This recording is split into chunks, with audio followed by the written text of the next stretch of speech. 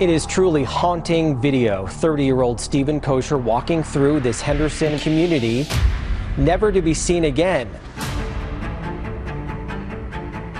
You want to say who you are? I'm Steven Koecher. Steven drove into a neighborhood, parked his car, and vanished. Where he is now is a mystery.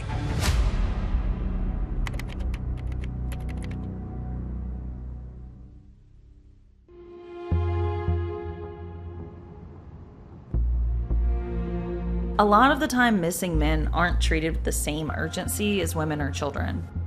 But over the years, Steven's case built up a following online, and that's what attracted a few Utah-based private investigators. One thing I feel like we didn't get to go enough into it in the actual episode is this thing that you just mentioned, which is this witness in the neighborhood that Steven went to his house.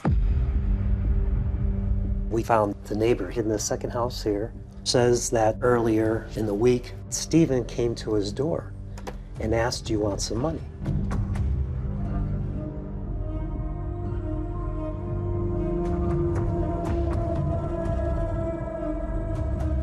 I don't feel like we got enough time to talk about how that evidence came to you guys. Yeah, that was originally given to us by a truck driver. And he's a sleuth. He's just really interested in the case and other missing person cases. And invited him out to this coffee shop and interviewed him. And he's the one that told us about the person that mentioned that Steven came to his door and asked him if he wanted some money. Does that strike you guys as strange? For sure, that's good. Yeah. I mean, yeah. Not a sleuths, but to reach out and to be so, I mean, he's a lot of conviction about the case, I would say. Yeah.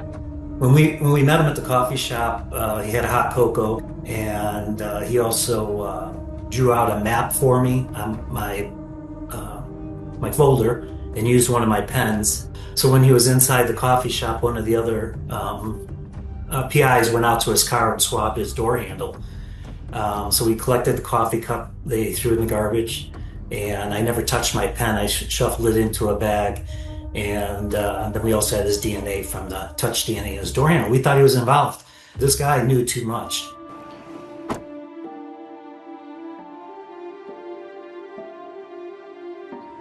So here's the camera. He gets picked up on the camera. And it's the camera that caught him coming in also. So right about here, he angles over and goes straight to the sidewalk. And there's a van parked in the driveway like this vehicle is here. And the camera was pointing this way. And in the window reflection, you see Steven walking this way. Oh, wow. So he disappears out of the video somewhere about in here. And that's the last that we've seen of him. So where do you think he was heading? Well, we think he was heading to this next house.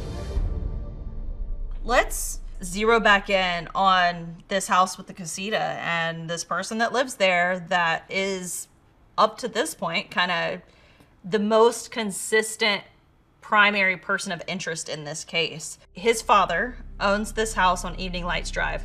These are irrefutable facts, right? They own the house. He lives in the casita. He absolutely destroys it. There's this clue. These photos from inside a home in the neighborhood taken shortly after Steven's disappearance.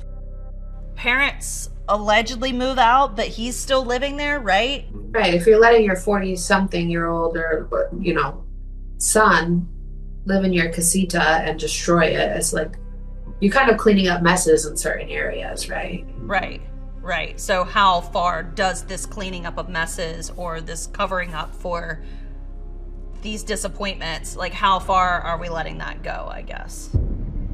We found that the person living in the home in foreclosure was taking high doses of opiates. That's the one thing that he'll say in every interview is that during the time when Steven went missing, he was loaded up with drugs. Then it's like, well, how can you remember anything? How can you be dependable to remember anything? Steven didn't have a lot of money. Steven barely had a job. So how much was Steven paying in rent here? So we believe it was about $400 a month, Okay. and he was about $1,500 behind. The best theory that we have at this point in terms of what could have happened to Steven is exactly what the landlord says. Steven's like, how do you have all of this money? What's going on? Like, I'm struggling to pay my bills. What can I do to be more like you? So tell me kind of what was going on leading up to his disappearance. Steven went on a road trip. We show here on Thursday the 10th at 2:15, he left St. George, and he sees coming up north, and then he heads out to Ruby Valley and out to Elko. Back down. 3 days before he goes missing. This is a full day of driving. Oh yeah. If he's driving it there and back. Yep. He was over 1,000 miles through Utah and Nevada. That's a lot to drive in one day. Yes. The road trips were unusual that Steven was taking. Nobody knew he was taking them. He didn't have money to be wasting taking road trips. He definitely was doing something for someone. Based on even stuff that the landlord told us, I think he did all but say this is what he was doing and I asked him to do it.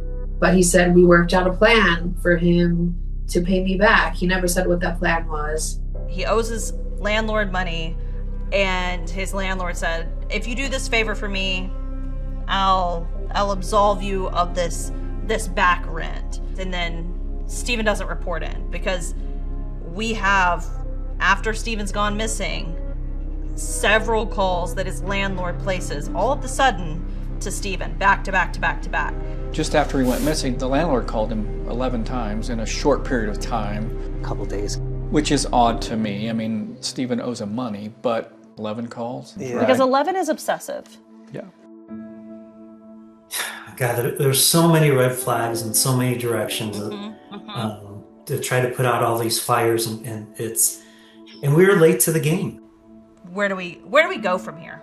With the new phone numbers we have for our person of interest, we're gonna try to get a hold of him again. Our plan is just to irritate them, I think, at this point.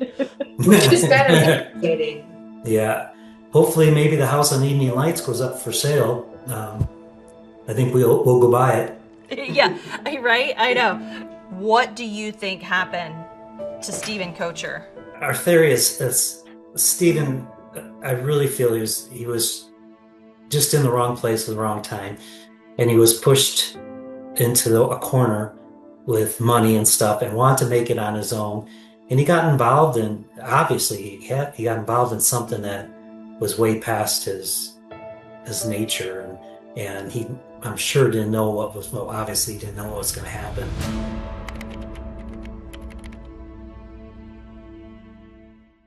Thanks for joining me on the Ample Originals YouTube channel. If you have any tips or leads that we should follow, please leave those here. Make sure you catch the full episode on Freeform and Hulu of Somebody Knows Something.